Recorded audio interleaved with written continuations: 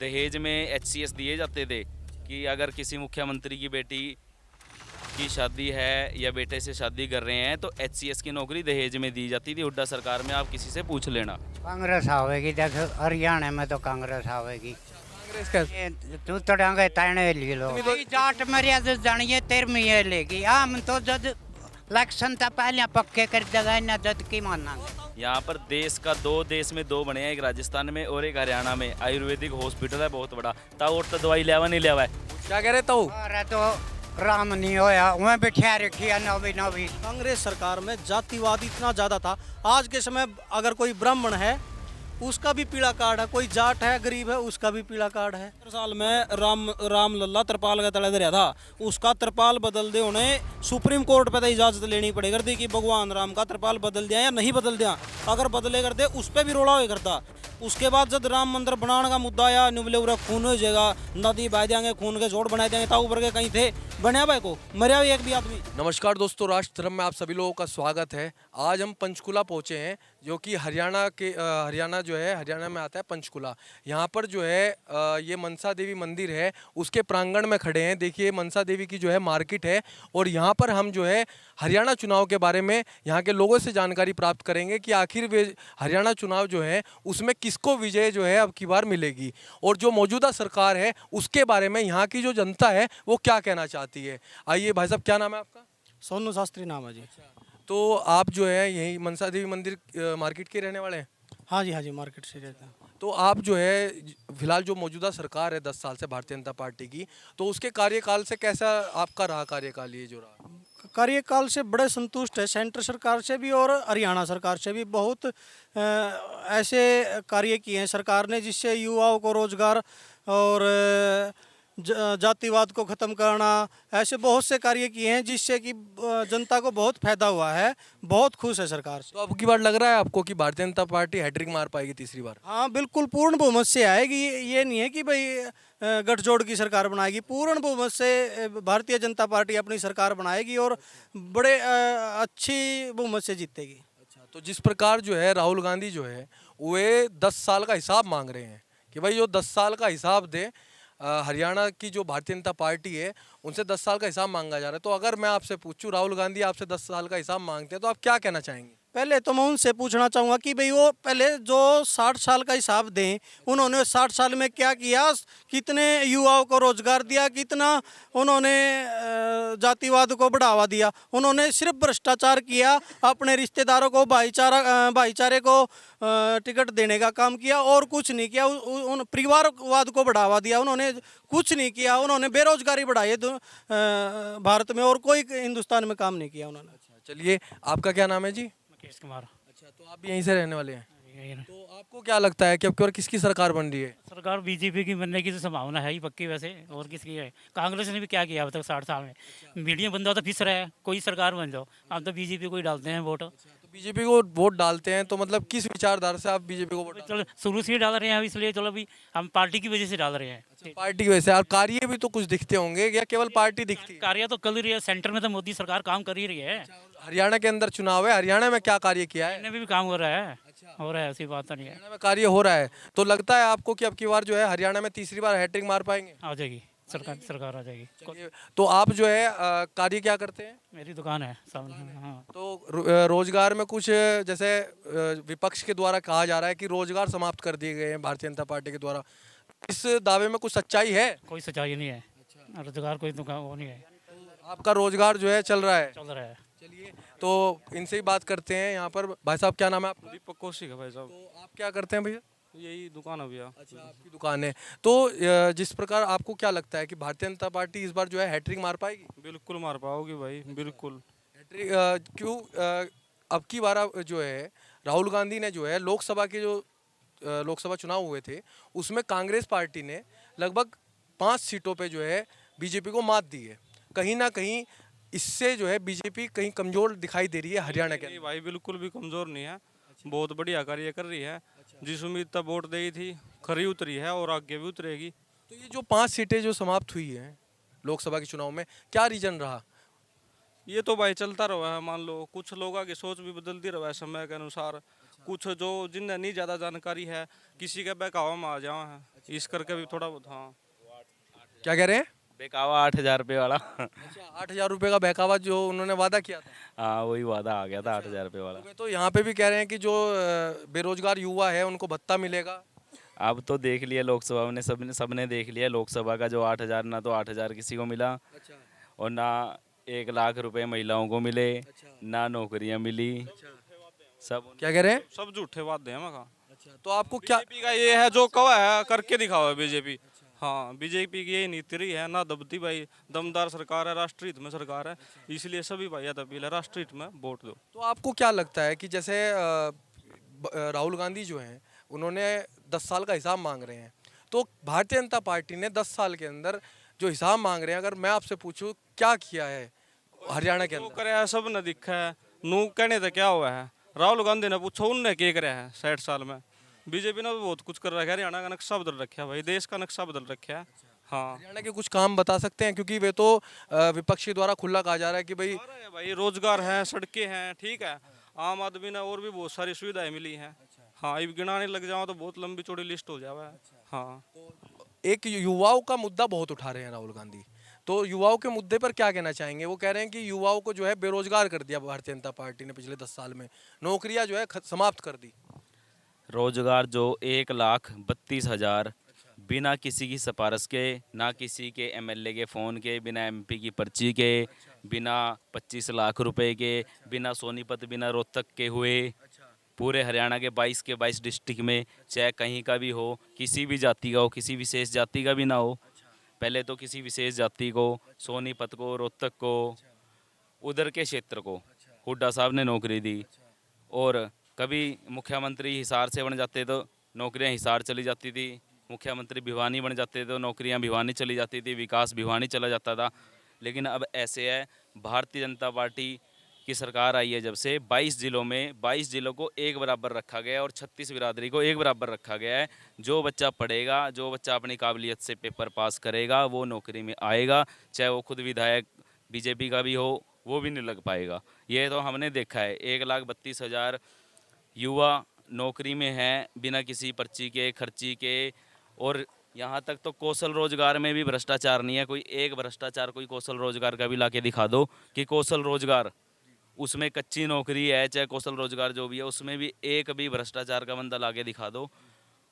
लेकिन इन्होंने तो पक्की HCS IAS तक अपने रिश्तेदार भर्ती करे। दहेज में HCS दिए जाते थे कि अगर किसी मुख्यमंत्री की बेटी की शादी है या बेटे से शादी कर रहे हैं तो HCS की नौकरी दहेज में दी जाती थी हुड्डा सरकार में। आप किसी से पूछ लेना जो हमसे बुजुर्ग होंगे, मतलब दहेज में जो है नौकरी है, दहेज में HCS की नौकरी दी जाती थी। और आज हमारे जिला पंचकुला में, पिंजौर में, वार्ड नंबर 7 में, रिहोड़ में, नाडा साहब में 3 गरीब बेटियां जिनके पिता दर्जी थे, जिनके पिता दुकान चलाते थे और एक के पिता एक ग्रुप D से रिटायर थे, वो HCS लगी हैं। यहाँ से 3 तो इस ज़िले से और एक हरिपुर से IPS सेलेक्ट हुई है जिसके पिता दूध बेचते हैं। ये 4 गांव के नाम बताएं। इन गांवों में जाकर आप देख सकते हो। गांव हरिपुर सेक्टर 4 पंचकुला में है, एक पिंजौर में वार्ड 7 में है और एक रिहोड़ में है HCS और एक नाडा साहब में है। देखिए भाई साहब ने हमारे बताया किस प्रकार से जो है रोजगार पे जो है सवाल खड़े करे जाते हैं भारतीय जनता पार्टी के ऊपर, और कहीं ना कहीं इस चुनाव में जो है पर्ची और खर्ची का जो है बड़ी चर्चा है, क्योंकि आप कहीं भी जाएंगे तो पर्ची और खर्ची जो है ये कहीं ना कहीं मुझे लगता है कि पहली सरकारों में बहुत दम रखा है इस बात में, पर्ची और खर्ची में, क्योंकि हम जहाँ भी बात कर रहे हैं वहाँ केवल और पर्ची और खर्ची की सबसे ज़्यादा बात होती है। लगने के लिए कुछ 4-5 बातें विशेष होती थी। एक तो किसी विशेष जाति से व्यक्ति होना चाहिए था, एक विशेष क्षेत्र का व्यक्ति होना चाहिए था, और या तो वो विधायक का, किसी चेयरमैन का, राजनीतिक दल के व्यक्ति का करीबी होना चाहिए था, या उसके पास पैसे होने चाहिए थे। ये 5 चीज़ें नौकरी के लिए पहले 5 सर्टिफिकेट लाए जाते थे। पर अब तो उसकी योग्यता है, जो पढ़ेगा, चाहे वो हरिजन का बच्चा हो, चाहे वो वाल्मीकि का बच्चा हो, चाहे धोबी का हो, चाहे नाई का हो, चाहे ब्राह्मण का हो, जो पढ़ेगा, जिसके नंबर पेपर में पूरे आएंगे, वो नौकरी मिलेगी उसको। चलिए भाई साहब से बात करते हैं। आपका क्या नाम है? सुनील धीमान। तो भाई साहब, जिस प्रकार से चुनाव है, तो चुनाव में भारतीय जनता पार्टी के ऊपर विपक्ष के द्वारा आरोप लगाए जा रहे हैं कि भाई भारतीय जनता पार्टी जो है जातिगत जो है राजनीति करती है, धर्म की राजनीति करती है। इस पर आपकी क्या राय है? देखिए, जिन्होंने आज तक 70 साल तक खुद जातिगत राजनीति की है, जिन्होंने एक विशेष धर्म के लिए राजनीति की है, वो ऐसे शब्दों का उपयोग करेंगे तो वो अच्छा नहीं है। भारतीय जनता पार्टी ने कभी भी जातिगत राजनीति नहीं की है। भारतीय जनता पार्टी ने हर एक जाति का पूर्ण सम्मान किया है।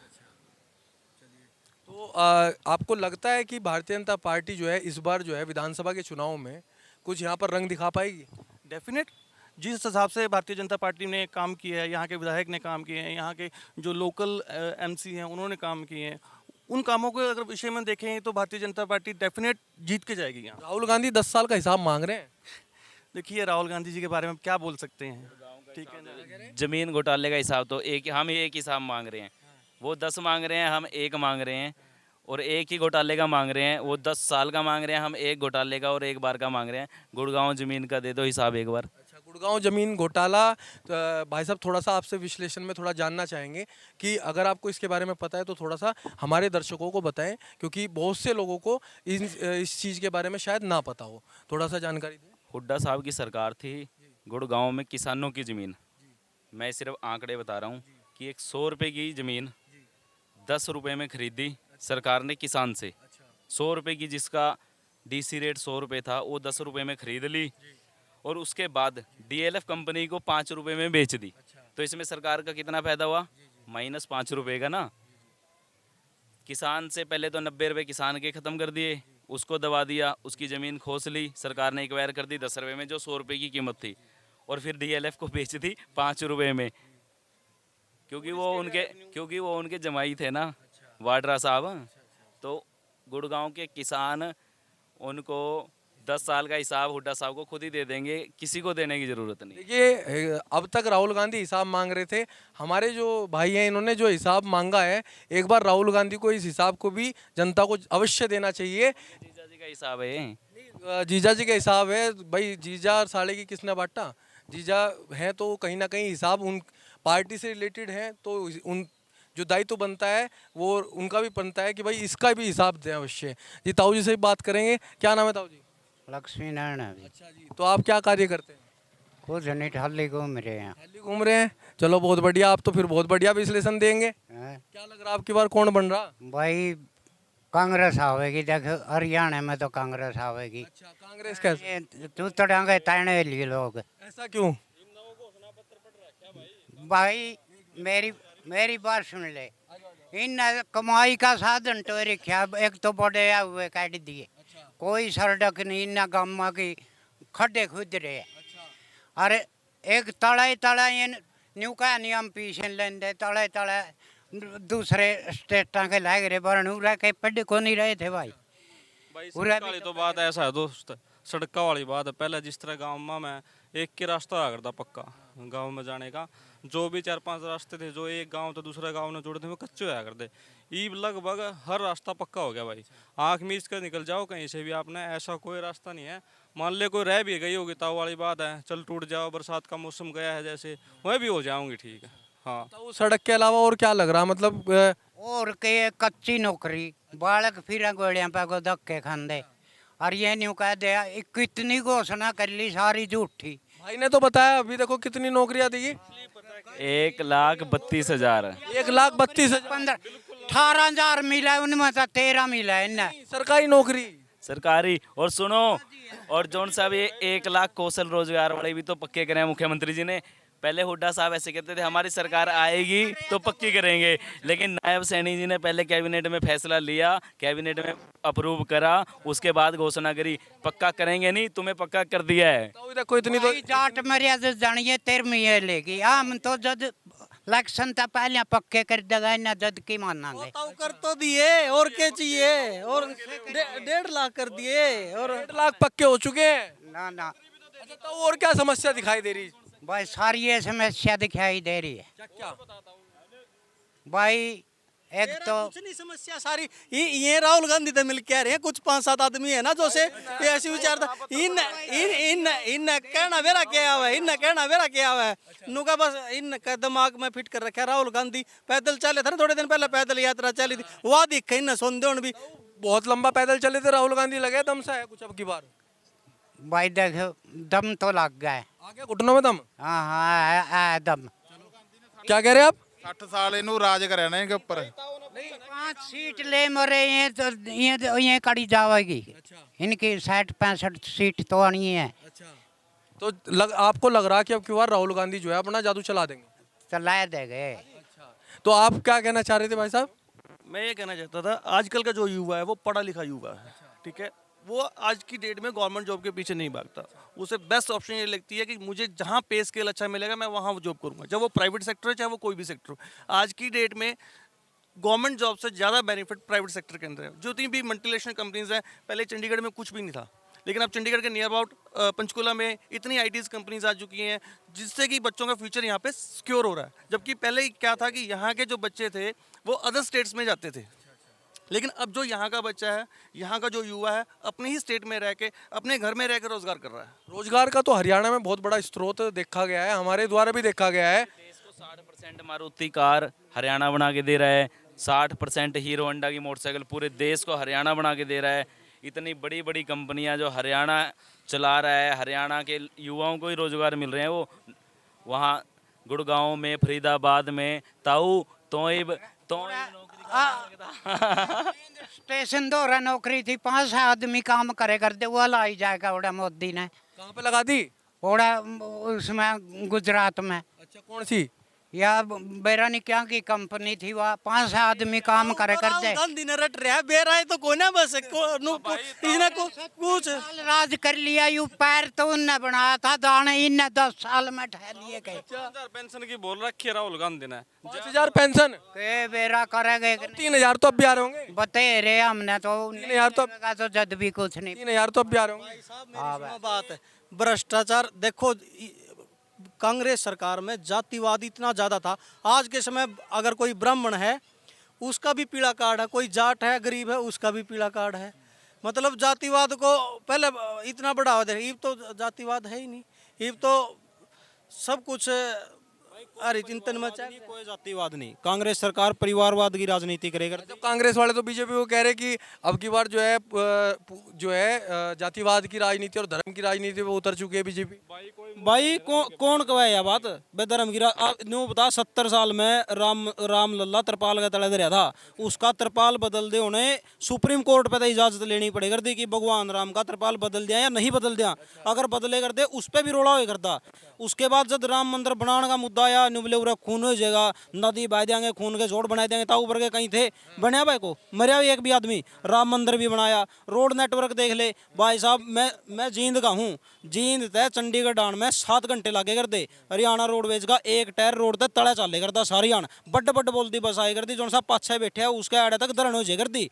ईब रेस पे था पैर ठाने की जरूरत को नहीं, ऐसे रोड बना रखे हैं 3 घंटे में अपना घर पहुंच सके। तो इतनी दूर 120 किलोमीटर दूर बैठा भी इतना जबरदस्त रोड नेटवर्क दे रखे है, इतने बढ़िया बढ़िया अस्पताल बना रखे हैं। पूरा होमी बाबा कैंसर हॉस्पिटल बनाया है, कैंसर का स्पेशल इलाज। दिल्ली का पहला इलाज नहीं था कैंसर का, ईबीयू बना दिया। किसने बनाया भाई यू बता? इतने क्या कह रहे?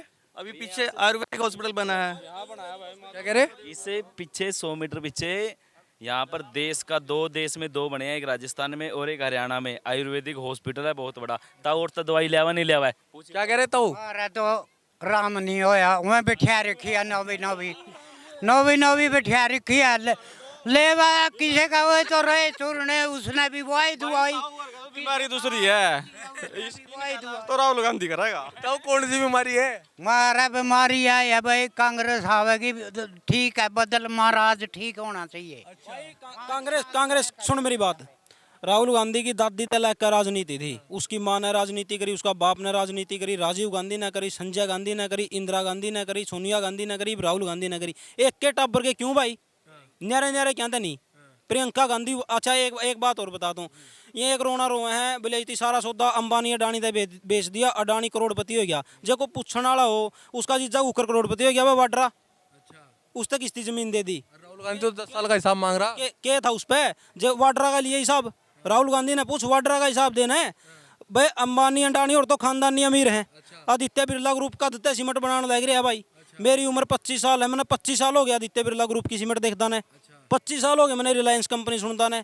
बता भाई, ये तो खानदानी बिजनेसमैन है। वाड्रा कद सुने थे ना बता। और कितनी जमीन, सारा गुड़गांव की जमीन उड्डा ने। और दूसरी बात इनकी सुन ले, हरियाणा की राजनीति की, भूपेंद्र सिंह हुड्डा ने कहा मेरा छोरा सीएम बना। क्या बात भाई, क्यों बना है?